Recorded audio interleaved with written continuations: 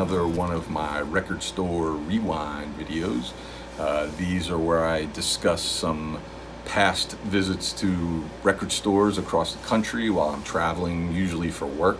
I stop in at local record stores and usually the donut shop and a barbecue place too. But we're not going to talk about those today. We're going to focus on the records. So this one I visited in August 2019, August 3rd, 2019, while I was working in Iowa, and we visited Burlington, Iowa. That's where we stayed while we were working, and I visited Weird Harold's record store. And I remember it was kind of based, I guess, I don't know if you call it the downtown area of Burlington, or, you know, it's just kind of that like Main Street kind of vibe around there. I think it was right by the river too, if I remember correctly. But you know, amongst that like row of stores and shops and restaurants and stuff.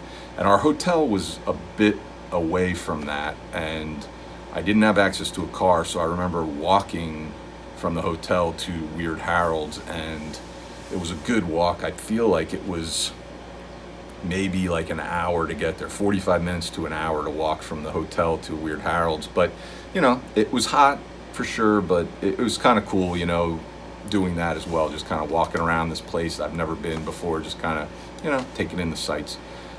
So Weird Harold's is a cool shop there. I think they kind of, if I remember correctly, they had like some like antique-y kind of stuff there as well, but then they had, you know, the one side of the store, a whole ton of like used CDs and vinyl and everything. And I try to stay away from the vinyl unless it's something that I really, really want, or the price is just really, really too good to pass up. Because sometimes that could be a pain, like bringing that stuff back on the airplane.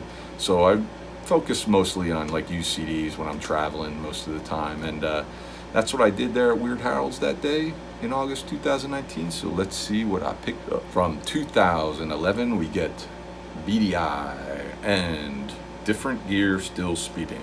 This is a band fronted by Liam Gallagher of Oasis, and it's funny, I never got that into Oasis when they were really popular in the 90s. You know, I thought some of the songs were decent, but I don't own any of them. I feel like the Gallagher brothers have had so many different offshoot bands or solo projects since that it's hard to kind of keep track of.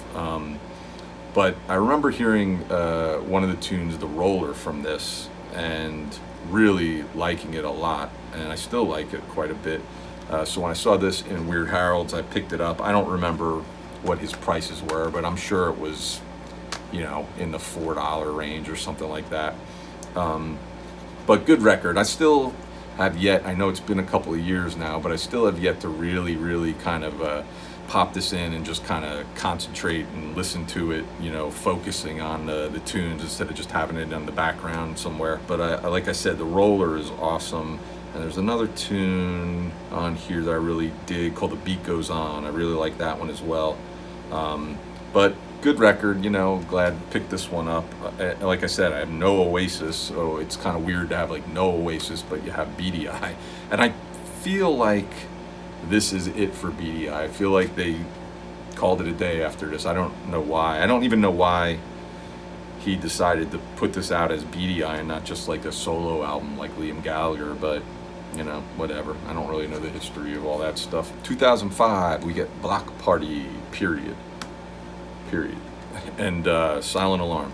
I think this record, I remember, I'm not trying to like brag here, but I remember driving around Iceland and I was listening to their radio station, like alternative rock radio station, and I heard like a handful of tunes that I really liked. And back then, I mean, I don't know, I probably had no internet or like cell service, so I couldn't use like Shazam or whatever. And I remember like just recording the songs on my phone, and then like whenever I had access to the internet, I remember like then I played it to like a Shazam to try to figure out what the song was. And I believe, if I remember correctly, that's how I discovered Block Party, and that song was Banquet that's on here. And then when I saw this at Weird Harold's, I picked it up. I may have heard another song from them after that, so it was sort of like, oh, there's two really good songs I like and they're both on this record, so let me definitely pick it up.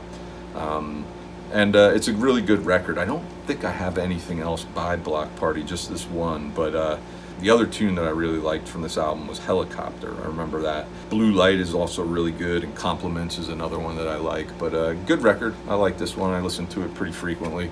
Glad I grabbed this up at Weird Harold's. Finally, from Weird Harold's, 1996, we get The Refreshments and Fizzy, Fuzzy, Big and Buzzy. I remember when this came out that summer, one of my roommates had this, and we were driving to Vegas, and I just remember us listening to this nonstop. And as I popped this CD open, you may have recognized a certain look on my face. Here is my receipt from Weird Harold's. So the CDs were $3.99 there, and then I bought this T-shirt, which was $20 at 2:46 in the PM. Mark your calendars, everybody. Remember where you were on that day at that time. I was in Weird Harold's.